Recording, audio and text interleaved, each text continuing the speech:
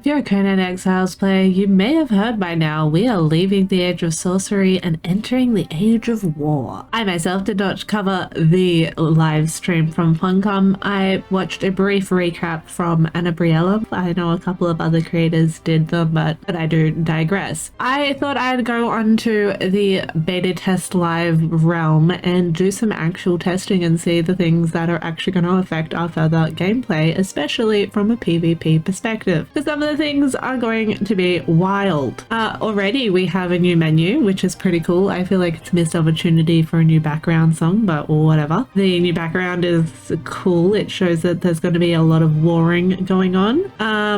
Yeah, I've had a little bit of a fiddle around. Have got a few things in mind to mention. So without further ado, let's get going. That tip though, do not feed your horse a potion of endowment. Don't tell me what to do, Funcom. Upon loading in, the first thing I notice is skeleton keys have got an updated look, and of course something's attacking me. I am corrupt as shit. Stamina's not that bad. First thing I didn't notice before, but that's quite different. And when you're harvesting, that's also really weird and boomy. Just give you a quick little example here. But like, you feel the weight of your hit is the best way to kind of explain that. You do still get skulls from sorcerers, but I have yet to figure out where to trade them in. Hopefully I do figure that out before the release and can share. Mechamosis is no longer here. He's been got and gone, and his lady freed, and he now resides here in a bowl where you can still learn the things. So that's fun. Still, the best way to get stuff is with that, and we're trading in this to get the Ophidian Magi crates, and then you can get a lot of the ancient obelisks from those crates. So that's a good way to farm them up just from getting the blood crystals. And the blood crystals are really easy to get from all the different golems and stuff about. Yeah, as you can see, we've been attacked here, so that's already something to note that's different. And if you're familiar with the area, you will know that there is usually also a town just down yonder where there used to be, I think it was the sickle caravan was right here. Little ruin, lots of sorcerers, lots of backpack guys about. It's been packed up and they're no longer here. Don't know what that means. It's really the only thing that I can find that's super different in this area. Something else different, if you come over to the Forgotten City in the jungle, you, while exploring, will find a bunch of relics around. Now I can't find them. There was a whole bunch here earlier. Aha. Now you can't run or jump or move quickly with them. So to get them back to your house, it's gonna be an effort. I'm pretty sure you can give them to a thrall to carry. And then you put them in your coffer, which is what we're going to explore next. You can find a few of these different type of idols. I think there's some cats around as well at different Lemuria places. That's all I've really found that's changed. And over in Sepimaru at Conans House, we have a new lady to talk to called Princess. My blood, it is royal and apparently coveted for sacrifice. My father is a king and a dog. Through his own embarrassing indiscretions, my father became indebted to the Stygian Tothamon. I was traded to settle his accounts and save his craven skin. Oh, Pyrrhus, they are all alike. May each and every one of them lose their odious heads. I'm well away from my dog king father. I won't go back. For now, I'll follow Conan. If that path leads me to danger, And then we start again. So aside from that, also again, I can't see a huge amount that's changed around here. Now we have the coffers. I'm currently not in clan. I'll have to make one to place the banners and such. Put coins and treasures and things in there. So far, I can't figure out what to do with the Lemurian statues. I brought one back over here, but it's disappeared. It's no longer here. So I don't know what we're meant to do with those. I'll figure it out. These are the coin piles that you make with your hammer. And I'm assuming with your hammer, I'm in God mode, and they add to your little coffer things. You can also add things like the crown, the skulls that you make decorative metal skulls. So that's a really nice and cheap way to add to your coffers, whatever adding to your coffer particularly does. My plate's no longer counting, but it was plate counting before, so that seems a little buggy. Ultimately, I'm not sure what it's for. Why are we having a hoard of gold? Why do we want to protect this hoard of gold? What benefit is it giving us? Am I getting more loot? But enough with that. I think it's pretty cool, interesting concept once I figure out for what. On to legendary weapons and some of the cool changes with that. So stamina, yes, it's been nerfed. I've been playing this game a long time, and to me it doesn't even feel that nerfed. It just feels like old Conan. And the fact that it regens so quick is delicious. So we love that. We've gotten buffs to stuff. So if you're used to all warhammers being strength, well, now some of them are agility. Things like the ward are actually a decent thing, and they will knock out an enemy if it's really, really strong, which it won't because that's too much damage for a concussive weapon. But I digress. I like their incentive. Something like an obsidian hammer is now going to do bleed and sunder, which is pretty cool. It didn't get a huge buff, but obviously made with a bladesmith, it's going to be a lot better. I'm currently using one on my PvP playthrough, which you've been watching that. It may not have actually even been released yet. This may be released first. If so, there's a PvP Let's Play on official coming through very soon. But yeah, we've had a lot of buffs to a lot of things, which is pretty cool. Something like the Blade of the Adventurer is basically useless now because we now have Judda Sundai's Great Saber doing things like that. The Renaissance has had a huge buff because I'm currently using that on the PvP server, and it's not that. Somewhere down here I've got pre-nerf Predatory Blade with a master kit and the current one with the master kit, so we've got a buff fight with that. Something like the Axe of the Lion is now predatory as well, which means we can only use light attacks. Pretty cool. If you happen to know where to get the Axe of the Lion at the caravans, I'd probably go get a bunch of them because that's a pretty decent weapon to have. Even if it's only light attacks, I still like it.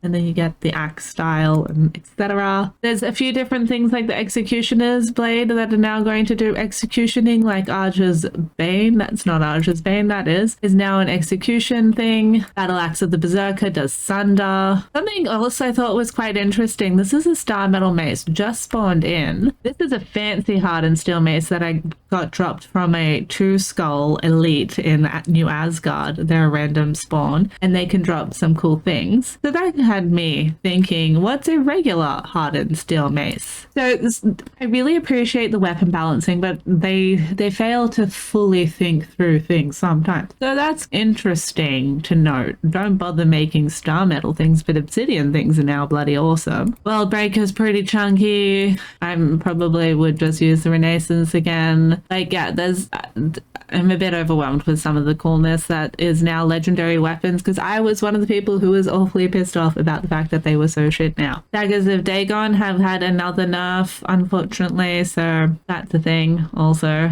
Things like that's concussive. Balpepta's Razor is just like psycho now. God keys, skeleton keys have also had a revamp. They now look really different, which was pretty cool. And the weapon kits are now called Grandmaster weapon kits instead of legendary, so they fit more in with like the kits that you put on that stuff. Don't know what Sever means. The White Blade is got a spectral coating, so you'll be able to kill the undead much easier with that. Yog's Touch is Yog's Touchin'. Rage Hammer with its Berserker.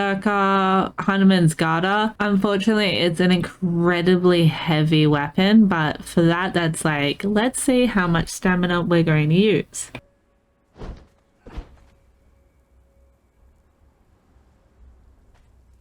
Then we have a small penalty, which is actually quite a big penalty, but then it goes up really quickly. Considering that eating some iced tea is just only gonna help that. They no longer seem to stack.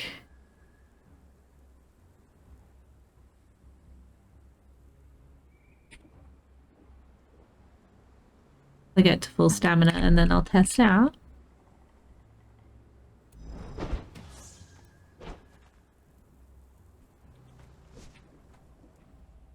That one weighs 10 compared to 50. And you can just put like a lightning kit on it.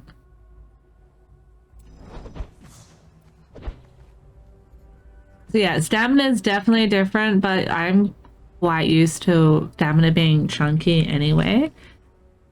The penalty for having completely no stamina seems to be slightly longer, so do watch out for that. As long as you have 1 stamina, it should boost back pretty quickly.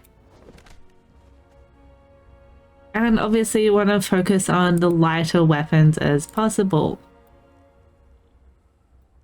Now they're giving you perks again, which is pretty cool.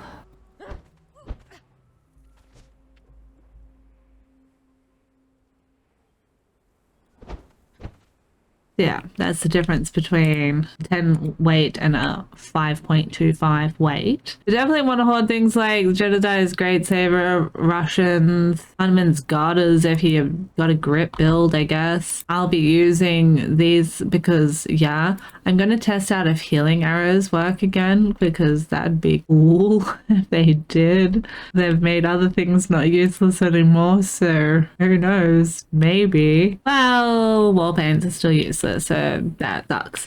But yeah, something else cool to note is the nerf in all the thralls' health and stuff, but they've got bigger damage pools again, which is kind of how it used to be, so I'm pretty used to that anyway. But something that I'm quite fond of, but is a little tricky to use unless you have a high concussive build, is blunt and stone daggers. They now work amazingly, and because y'all have stuck with me until the end of this video, I'm gonna share with you the hilarity of going to the volcano and knocking the shit out of everything, as well as showing off some of the HPs of what everything is now. So yeah, the stamina nerf is a nerf, but combined with how much damage weapons do now, the added stats again, that bonuses, for lack of a better word, that they have added back again, and the fact that it's just a better way to be. Like, relying on thralls is not something I've ever been a fan of, so if that was your playstyle, this is better anyway, so you'll get used to it. But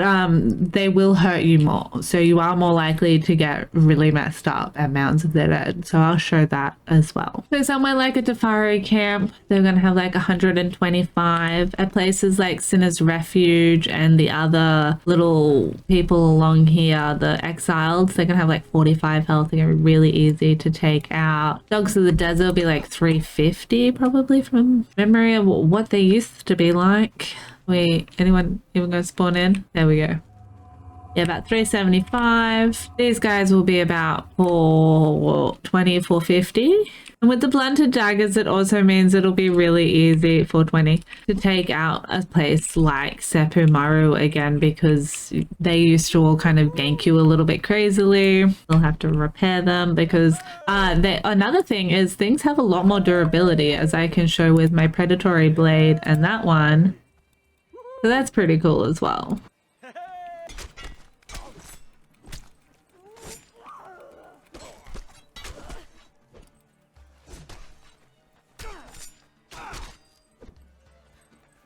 Now, obviously, no one's attacking me currently.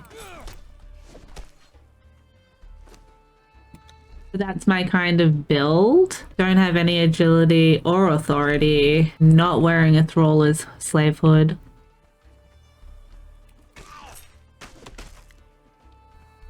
Everyone just goes down. You do have to be a little bit careful because they can sometimes bleed out, and sometimes name dudes are still a little sketchy, like the Sumerian Berserker.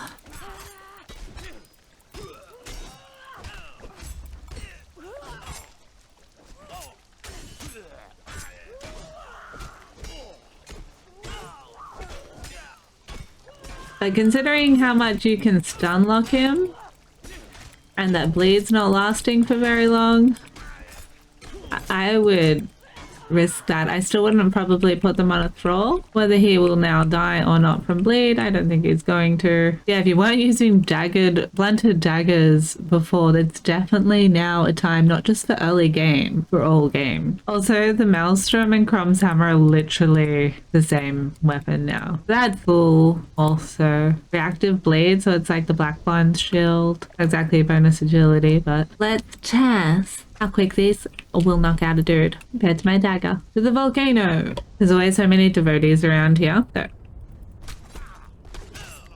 That was one.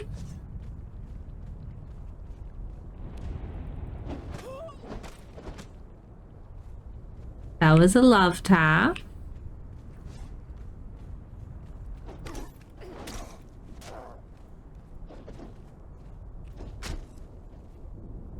That's truncheon.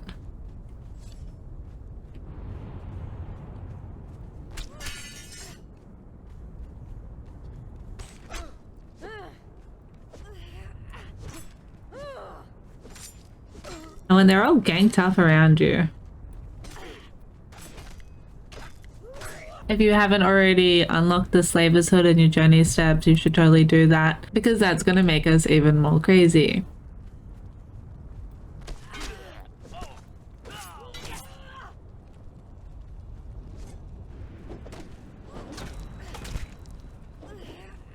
In theory, I feel like I'm exactly the same.